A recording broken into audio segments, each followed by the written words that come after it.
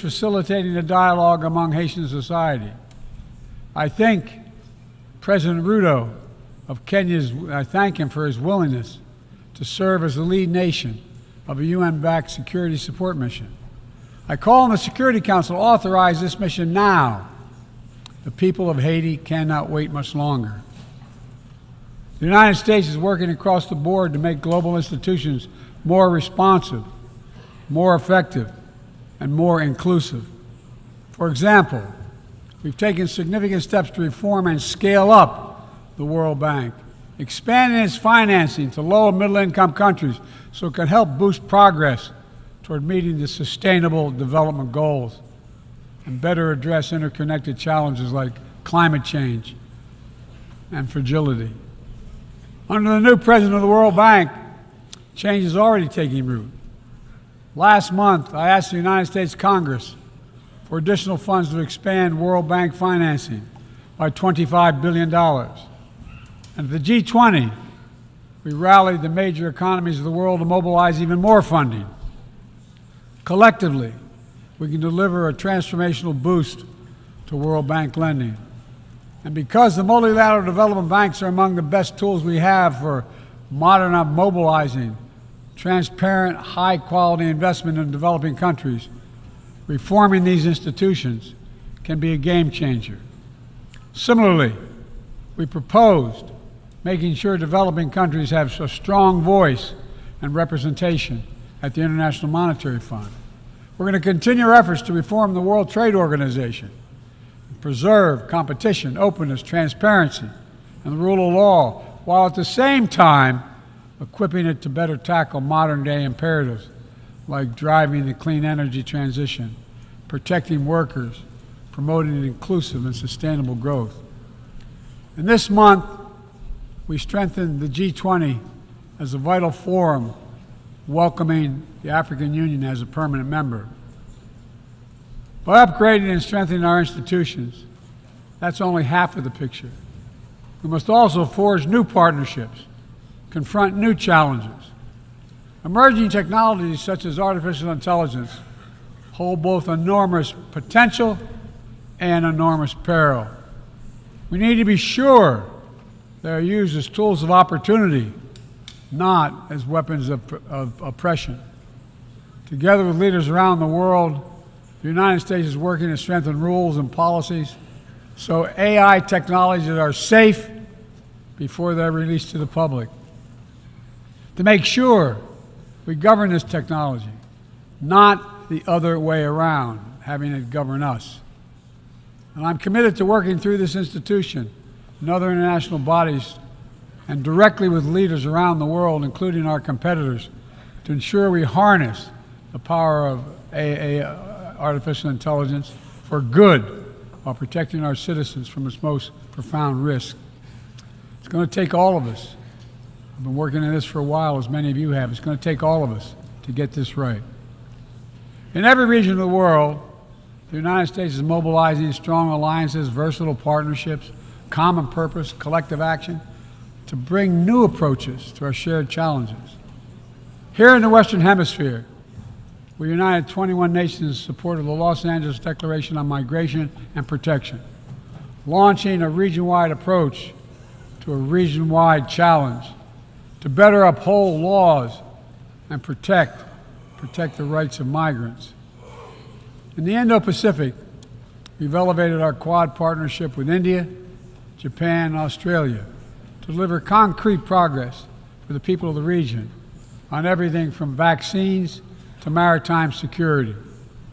Just yesterday, after 2 consultations in diplomacy, the United States brought together dozens of nations across 4 continents to establish a new partnership for Atlantic cooperation so that the coastal Atlantic countries can better cooperate on science, technology, environmental protection, and sustainable economic development.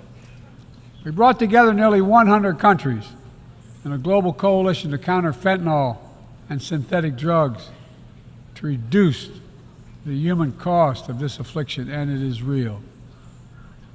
And as the nature of the terrorist threats evolve and the geography expands to new places, we're working with our partners to bring capabilities to bear to disrupt plotting, degrade networks, and protect all of our people. Additionally, we convene the Summit for Democracy to strengthen democratic institutions, root out corruption, and reject political violence. And in this moment where democratically elected governments have been toppled in quick succession in West and Central Africa, we're reminded that this work is as urgent and important as ever. We stand with the African Union and ECOWAS and other regional bodies to support constitutional rule. We will not retreat from the values that make us strong. We will defend democracy, our best tool to meet the challenges we face around the world. And we're working to show how democracy can deliver in ways that matter to people's lives. The Partnership for Global Infrastructure and Investment addresses the enormous need and opportunity for infrastructure investment in low and middle income countries, particularly in Africa, Latin America, and Southeast Asia. Through strategic, targeted public investments, we can unlock enormous amounts of private sector financing. The G7 has pledged to work with parties to collectively mobilize $600 billion in infrastructure financing by 2027. The United States has already mobilized more than $30 billion to date. We're creating a race to the top with projects that have high standards for workers, the environment, and intellectual property while avoiding the trap of unsustainable debt. We're focusing on economic corridors that will maximize the impact of our collective investment and deliver consequential results across multiple countries and multiple sectors. For example, the Lobito Corridor will extend across Africa from the western port of Angola to the DRC to Zambia, boosting regional connectivity and strengthening commerce and food security in Africa. Similarly, the groundbreaking effort we announced at the G20 to connect India to Europe through the UAE, Saudi Arabia, Jordan, and Israel will spur opportunities and investment across two continents. This is part of our effort to build a more sustainable, integrated Middle East. It demonstrates how Israel's greater normalization and economic connection with its neighbors is delivering positive and practical impacts, even as we continue to work tirelessly to support a just and lasting peace between the Israelis and Palestinians, two states for two people. Now, let me be clear. None of these partnerships are about containing any country. They're about a positive vision for our shared future. When it comes to China, I want to be clear and consistent. We seek to responsibly manage the competition between our countries so it does not tip into conflict. I've said we are for de-risking, not decoupling with China. We will push back on aggression and intimidation and defend the rules of the road, from freedom of navigation to overflight to level economic playing field that have helped safeguard security and prosperity for decades. But we also stand ready to work together with China on issues where progress hinges on our common efforts. Nowhere is that more critical than accelerating the climate crisis, than the accelerating climate crisis. We see it everywhere. Record-breaking heat waves in the United States and China, wildfires ravaging North America and Southern Europe, a fifth year of drought in the Horn of Africa, tragic flooding in Libya. My heart goes out to the people of Libya that's killed thousands of people. Together, these snapshots tell an urgent story of what awaits us if we fail to reduce our dependence on fossil fuels and begin to climate-proof the world. For one day, my administration, the United States, has treated this crisis as an existential threat from the moment we took office, not only for us, but for all of humanity. Last year, I signed into law in the United States the largest investment ever anywhere in the history of the world to combat the climate crisis and help move the global economy toward a clean energy future. We're also working with the Congress to quadruple our climate financing to help developing countries reach their climate goals and adapt to climate impacts. And this year, the world's on track to meet the climate finance pledge that made under the Paris Agreement, $100 billion to raise collectively.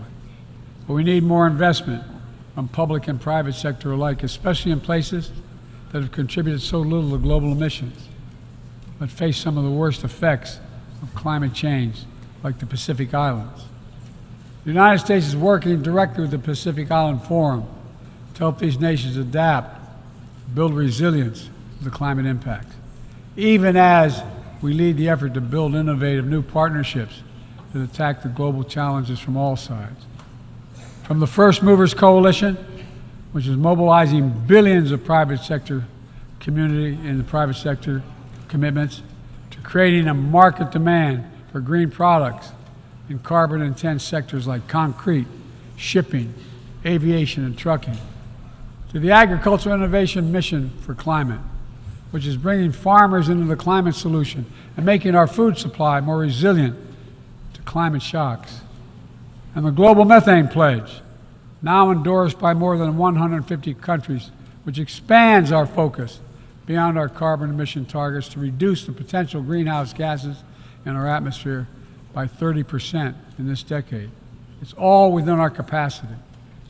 We need to bring the same commitment and urgency and ambition as we work together to meet the Sustainable Development Goals of 2030.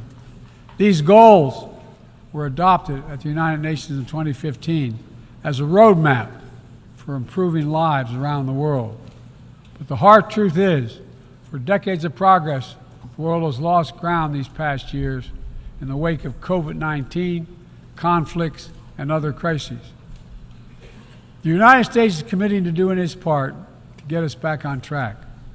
All told, in the first 2 years of my administration, the United States has invested more than $100 billion to drive development progress in bolstering food security, expanding access to education worldwide, strengthening healthcare systems, and fighting disease. And we've helped mobilize billions more in the private sector investments. But to accelerate our forward progress on the Sustainable Development Goals, we all have to do more. We need to build new partnerships that change the way we tackle this challenge, to unlock trillions of additional financing for development, drawing on all sources. We need to fill the gaps and address the failures of our existing system exposed by the pandemic.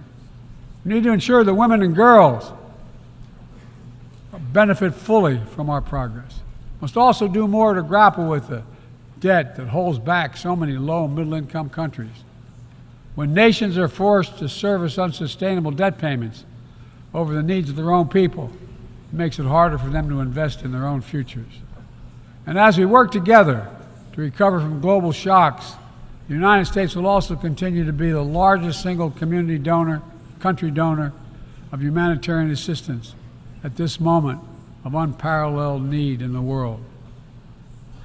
Folks, cooperation, partnership, these are the keys to progress on the challenges that affect us all, and the baseline for responsible global leadership.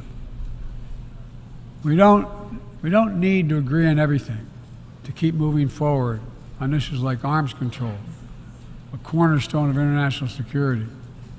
After more than 50 years of progress under the Non-Proliferation Treaty, Russia is shredding long-standing arms control agreements, including announcing the suspension of the New START and withdrawing from the Conventional Forces in Europe Treaty. I view it as irresponsible and makes the entire world less safe.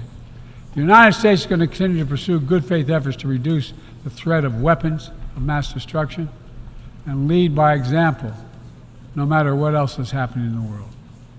This year, we safely destroyed at least the last chemical munitions in the U.S. stockpile, fulfilling our commitment toward a world free of chemical weapons.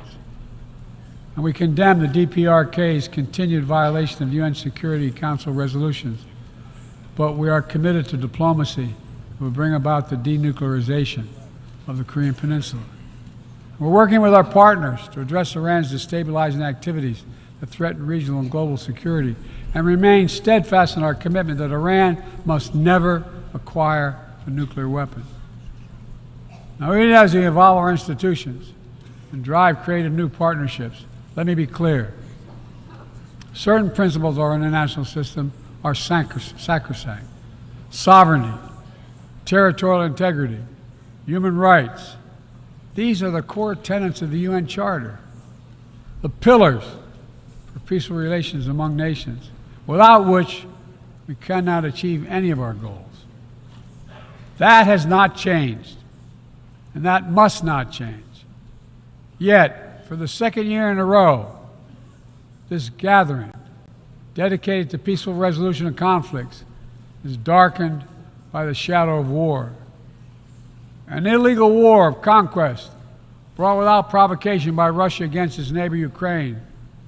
Like every nation in the world, the United States wants this war to end.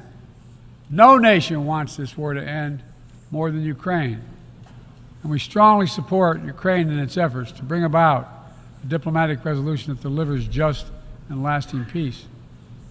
But Russia alone bears responsibility for this war. Russia alone has the power to end this war immediately.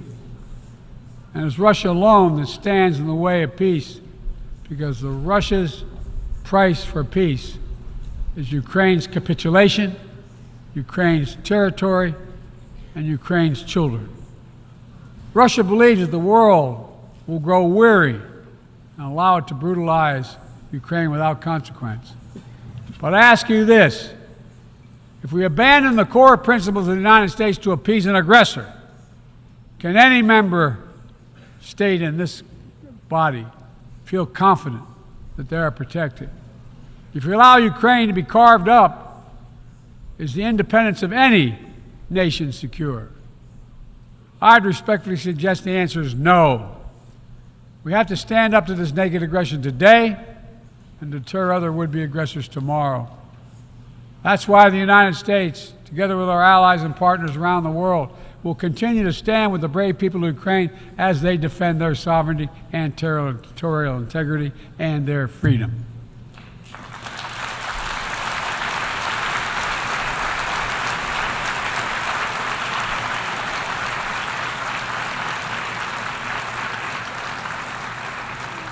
It's not only an investment in Ukraine's future, but in the future of every country that seeks a world governed by basic rules that apply equally to all nations and uphold the rights of every nation, no matter how big or small. Sovereignty, territorial integrity, they are the fixed foundations of this noble body. And universal human rights is its North Star. We cannot sacrifice either. 75 years ago, Universal Declaration of Human Rights captured a remarkable act of collective hope. I say that again, collective hope. Drafted by a committee representing different regions, faiths, philosophies, and adopted by the entire General Assembly. The rights contained in the Declaration are elemental and enduring. And while we still struggle to uphold equal and inalienable rights of all, they remain ever steady and ever true. We cannot turn away from abuses, whether in Xinjiang, Tehran, Darfur, or anywhere else. We have to continue working to ensure that women and girls enjoy equal rights and equal participation in their societies, that indigenous groups, racial, ethnic, religious minorities, people with disabilities do not have their potential stifled by systemic discrimination, that the LGBTQI plus people are not prosecuted or targeted with violence because of who they are. These rights are part of our shared humanity. They're absent. When they're absent anywhere, their loss is felt everywhere. They are essential to the advancement of human progress that brings us together. My fellow leaders, let me close with this. At this inflection point in history, we're going to be judged by whether or not we live up to the promises we made to ourselves, to each other, to the most vulnerable, and to all those who will inherit the world we create, because that's what we're doing. Will we find within ourselves the courage to do what must be done, to preserve the planet, to protect human dignity, to provide opportunity for people everywhere, and to defend the tenets of the United Nations? There can only be one answer to that question. We must, and we will. The road ahead is long and difficult, but if we persevere and prevail, if we keep the faith in ourselves and show what's possible, let's do this work together. Let's deliver progress for everyone. Let's bend the arc of history for the good of the world, because it's in our power to do it. Thank you for listening. You're kind.